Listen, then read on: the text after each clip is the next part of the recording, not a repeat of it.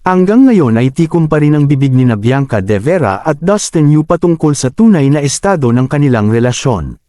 Nang mausisa sila ni Tito Boy sa kanilang guesting sa Fast Talk with Boy Abunda, noong Huwebes, July 16, natanong sila tungkol sa real score sa pagitan nila. Sa kabila ng pag-uusisa ng King of Talk ay nananatiling tahimik sina. Ngunit kung pagbabatayan mo ang kilos ng dalawa tuwing magkasama at may isip mong may something talaga. Vocal rin naman si Dustin sa pagsabing naghihintay lang rin siya ng sagot mula kay Bianca. Honestly, naghihintay na lang talaga ako ng sagot, say ni Dustin. Pagpapatuloy pa niya, and kung talagang kailangan kong maghintay habang buhay, gagawin ko. Samantala, sinabi naman ni Bianca na hindi naman sila nagmamadali. I think hindi rin naman kami nagmamadali.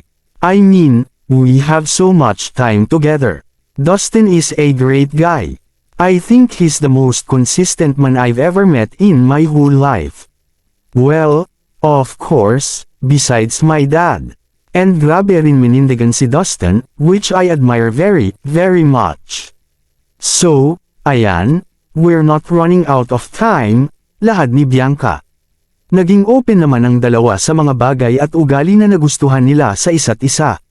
Gusto kita kasi sobrang patient mo. Gusto kita kasi lagi mo akong nilulutuan. Gusto kita kasi sobrang humble mo. Gusto kita kasi sobrang generous mo, pagbabahagi ni Bianca. Say naman ni Dustin, gusto kita kasi ikaw yung lagi kong pahinga. Gusto kita kasi napaka-appreciative mo. Gusto kita kasi nakakatawa mo. Gusto kita kasi gusto kita.